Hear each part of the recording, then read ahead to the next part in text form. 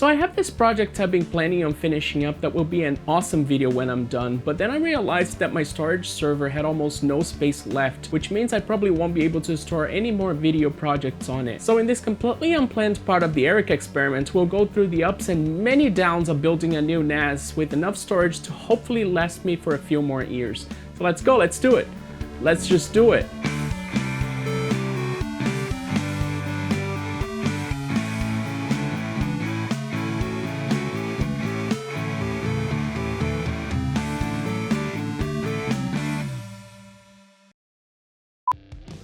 Like I mentioned earlier, I was planning on giving a project I've been working on and off, well, mostly off, for almost a year, a final push so I can finally make a video about it. It's a pretty exciting project you probably don't want to miss, so make sure to subscribe. While I was doing that though, I realized that I was running out of space on my NAS, which is where I store all of my music and video projects, as well as a lot of other files like abandonwares, backups of my game collections, and so on. That's a problem because my video projects for this channel, including all of the footage, assets, captures, and etc., can take anything between 100 to 500 gigabytes of hard drive space, and that was with my Canon 80D, which could only do 1080p video. The situation's a bit more complicated now because I started using a Panasonic Lumix GH5S that my girlfriend gave me for Christmas, which will improve my video quality a lot, but will also increase my file sizes like crazy.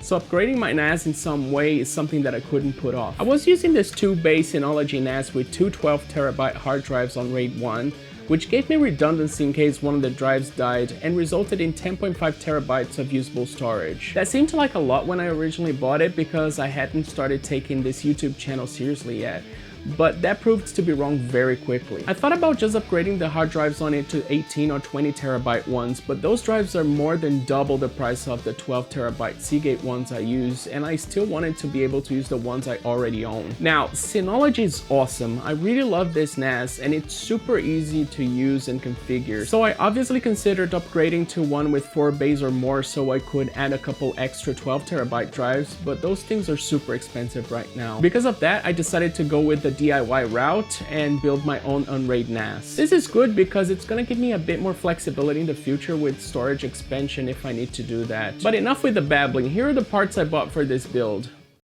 A 700 watt Silverstone SFX power supply to make sure I have enough power for future expansion of this NAS, which the box is upside down here because of course it is. This Silverstone DS380 ITX case that supports 8 hot swappable hard drives as well as 4 2.5-inch drives internally. This case is super cool. I also got this 6-port PCI Express SATA adapter also from Silverstone. I'm not sponsored by them, but I'm definitely open to it, Silverstone. And finally, another 3 12TB Seagate Iron Wolf NAS hard drives. Now hold on, you might be thinking.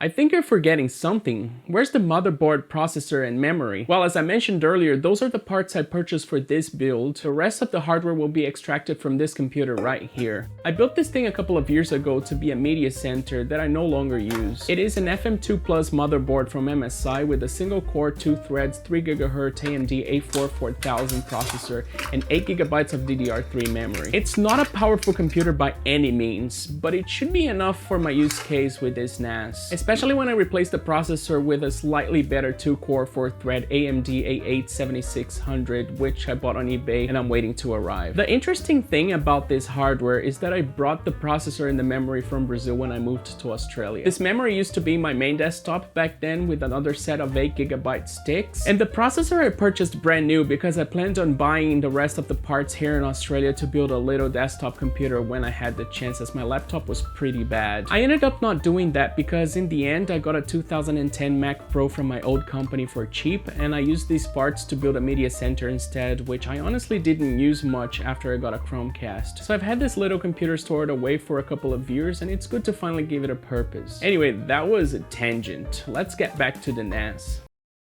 We first need to get this case out of the box.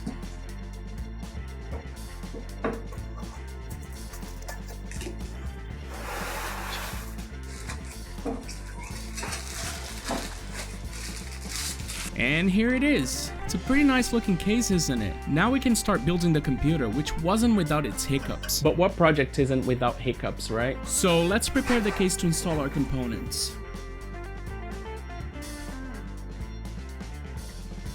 In this bag of goodies, we can find stuff like screws as well as the key to unlock the front of the case.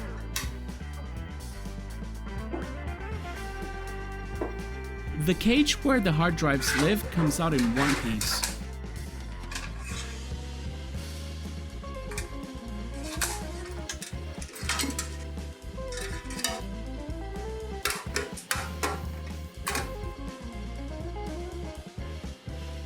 Now we can take our power supply out of the box so we can install it. Here it is!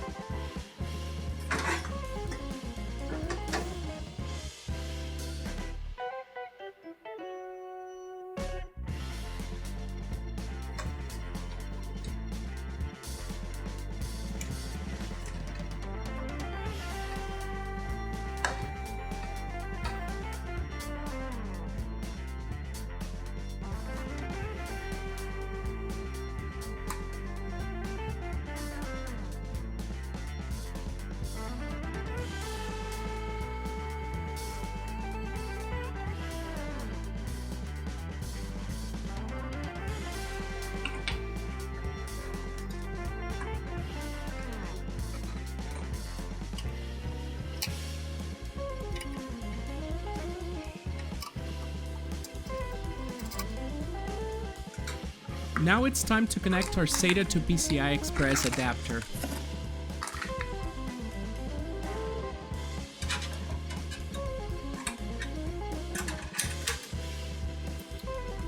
This thing lets me connect 6 SATA drives in total, so 2 of the bays from the hard drive cage will need to be connected directly to the motherboard.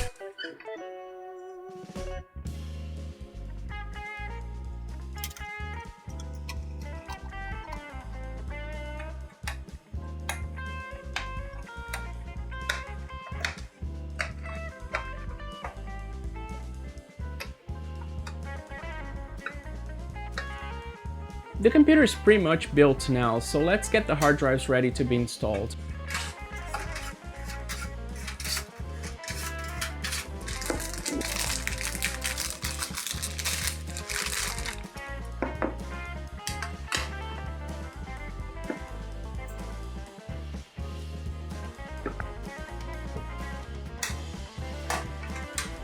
After installing the hard drives, I downloaded the UNRAID USB creator on my desktop, as UNRAID can only be booted off of a flash drive. I bought this tiny flash drive specifically for that purpose.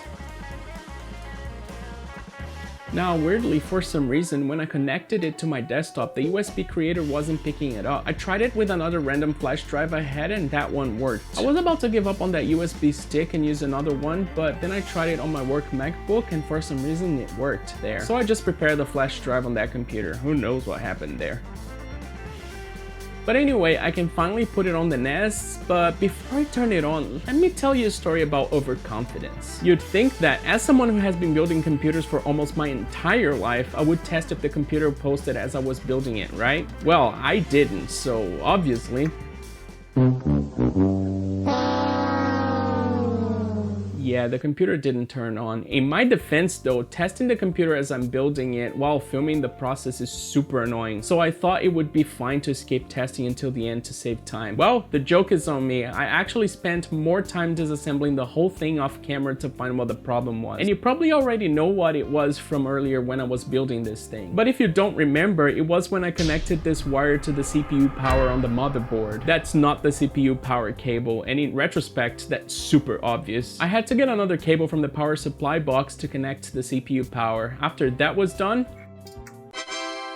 and hell yeah, I connected the computer to a CRT monitor. Thing is, this monitor is always on the desk, and it's easier just to connect the computer to it than to get an LCD that is stored far, far away. Especially because the only thing I'll do here is check whether the BIOS is set up correctly and if the computer will boot from the flash drive. The rest of the configuration of the NAS will be done on my desktop computer through a browser. After going to the IP address I configured when I created the flash drive for UNRAID, it'll ask me for a registration key so I can start using the server. For now, Now I'll just generate a trial key, which gives me 30 days to test it out and see if this is the right OS for me. After that, we can start setting up our array with the 3 12TB hard drives I bought. Before I continue, I should probably explain on a very high level how UNRAID works in case you're not aware. I'm not going to go into too much detail as there are many resources on that, but a little context so the rest of the video makes sense doesn't hurt. On UNRAID, you can have as many hard drives as you want, or as many as your license allows you to have. And like many other storage solutions, it's built with redundancy in mind, so if you lose a hard drive or two, you won't lose your data. The way UNRAID does that is by using parity drives. For every bit on your storage drives, UNRAID calculates a parity bit and stores that on separate parity hard drives. On a single parity setup, every bit of the parity drive is calculated by doing a sum of the bits from a given position of each data drive, so UNRAID can store a bit, 0 or 1,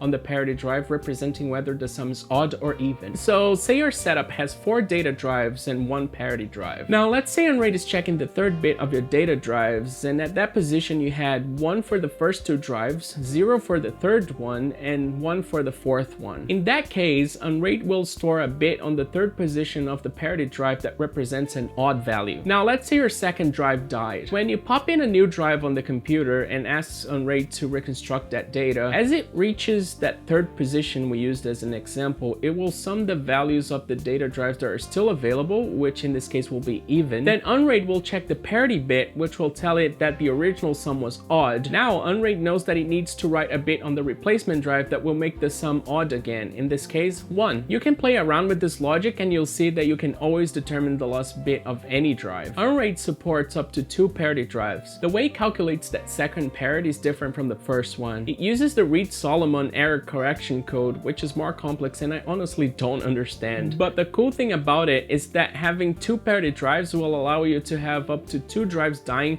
or having bad sectors at the same time without losing any data. I'll leave a link in the description explaining this error correction code in case you want to dive into that. My setup will initially have 5 12TB hard drives, with 2 of them being parity, which will leave me with 36 terabytes of usable storage. That's perfect for my needs, but if you're working with something on a large scale like the petabyte projects from Linus Tech Tips, then it's probably better to use something a bit more robust like ZFS, which can be configured to give you more redundancy. Another cool thing about UNRAID is that I can later expand the array just by getting new drives, popping them in, zeroing them, which means setting all of the bits on the drive to 0 so UNRAID doesn't have to recalculate parity, and then assigning it to the array. With all of that out of the way, we can start setting up the array. I initially thought about setting up 2 parity drives straight away, so later on I could just add the other 2 drives from the Synology NAS after zeroing them, and that's what I should have done. But I ended up setting it up with 1 parity and 2 storage drives, which could have cost me dearly due to a huge mistake I committed that you'll see later on. After doing that, we can start the array so the 2 storage drives are formatted and the parity is calculated. Yeah, this process takes forever because it has to go through every single bit of the drives. While that was happening, I went to set up a user that will be used to access my network shares. 100 years later, the polar ice caps may have melted, but at least the parity calculation is done. Now I need to set up some plugins so I can transfer the data from the Synology NAS to this new one, which we'll do by installing the Community Apps plugin that gives us something analogous to an app store that allows us to install plugins and Docker containers created by the community. To do that, we have to copy and paste its URL to the Install Plugin tab in the Plugins page and press Install.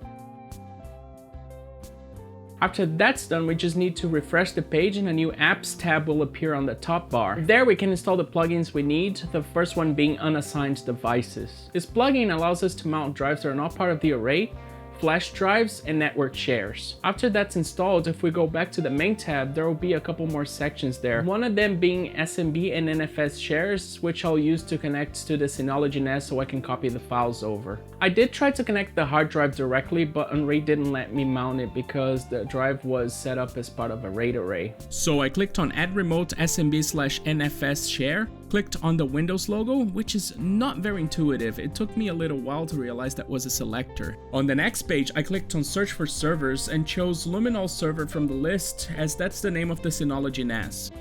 After entering my credentials and skipping the domain name, I can load my shares from the Synology NAS and choose which one I want to connect to. In this case, video projects, which is where I keep the files for all of the videos that I made. And that's it. After that, I can just mount the share as if it was a drive. Pretty cool, huh? But that has no purpose if we don't have a way to actually access and copy those files. So we need to go back to the community apps, search for Crusader, which is a file manager for Linux that we can run from a Docker container, and click on install. Before it's actually installed, the Docker container needs to be configured, which I did by following a tutorial from the Space Invader 1 YouTube channel. I'll link the video in the description. It's actually a pretty straightforward setup. After that's done, we can click on apply and the container will be installed and initialized. We can now open the Crusader web UI, which connects to the container via VNC, and after clicking next on a few windows, we'll arrive at the main window of the file manager. Before copying the files from the Synology NAS, I need to set up a share on the UNRAID NAS to receive those files. I was originally going to start by copying the video projects folder, but because the contents of that share are huge, I decided to start with another share called General, which has fewer files. I did that to check the performance more quickly so I can make any changes before I start copying the bulk of the files. Back on Crusader, we just need to navigate to the folder that will receive the files on one side, the source network share on the other side, and then we can start copying everything. It's good I started with a small folder because this took way longer than I was hoping for. To make matters worse, Crusader doesn't show the transfer speed at all, which is a bit annoying. So after a little research, I decided to try another file manager called Double Commander, which is also available in the community apps as a Docker container and can be configured in the same way we configured Crusader. After it's been installed, we can connect to its web UI, which uses Apache Guacamole instead of VNC. I honestly wasn't familiar with this one. Now I needed to create the share to receive the next batch of files, and at this point I decided just to create all of the shares I will need and be done with it. The next share from the Synology NAS we'll connect to and copy over is called Music Projects, which is where I keep all of the music I create but I'm not actively working on, so all of my music projects at the moment. Cool, now I could see the speed and it wasn't the best, 30 to 50 megabytes per second. I know I can do better than that. For the next set of files, I decided to disable the parity drive because the calculation of the parity bits creates some overhead that makes writing to the NAS a bit slower. To do that, we need to stop the array. Then in the settings, we need to create a new config for it.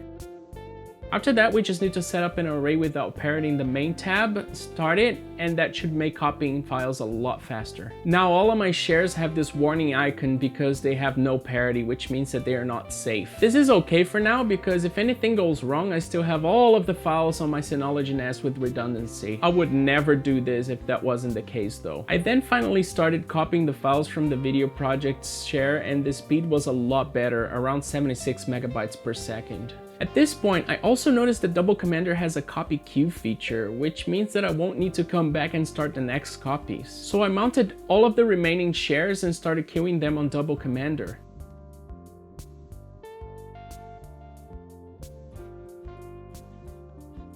And here they are. Now I just have to wait for them to finish. Of course, I'll still check it every now and then to see if everything's running okay, but this is so handy. After a few days, the copies were done, so I went on Crusader just to check if the amount of files and the sizes of the folders matched the ones on the Synology NAS, which they did. While I was copying the files, the AMD A8 processor I am replacing the A4 with arrived in the mail. Here it is. So I shut down the computer, disassembled it again, then I replaced the processor.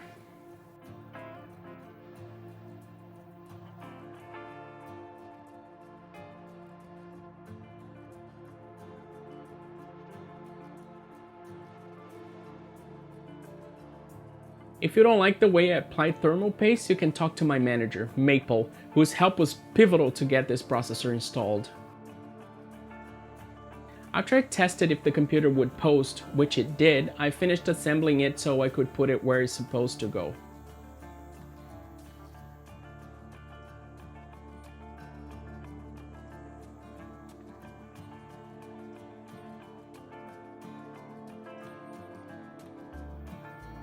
Then I shut down the Synology NAS, removed it from the bookshelf where it lives, put the new NAS in its place, connected it, and turned it on. We can now continue the setup by re-adding the parity drive to the array and waiting for it to sync. This is crucial because the next step is to zero the hard drives that were in the Synology NAS so I can add them to the array. In case you forgot, zeroing means setting every bit of the hard drive to 0 so we can add it to the array without resyncing parity. It completely destroys all of the data of the drives. After our sun became a red giant, the parity sync was done, and now I can finally prepare the hard drives from the Synology NAS to be installed on the UNRAID NAS.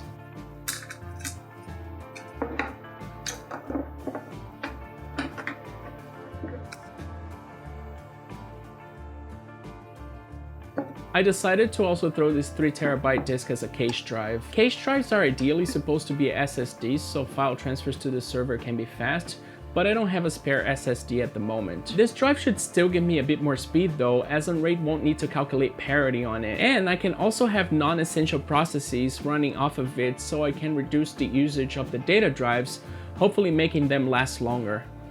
Now, hot swapping is awesome. Being able to just plug the drives in while the computer is on is great. I've had computers capable of doing that for over a decade, but this is actually the first time I used this feature. After the drives show up in the unassigned devices, we need to install a plugin called Pre-Clear Disk, which we'll use to zero the drives. After it's installed, it'll be available in the Tools tab under the Disk Utility section. Clicking on it, our drives that are not part of the array will be listed here, and we can one by one start the pre-clear process.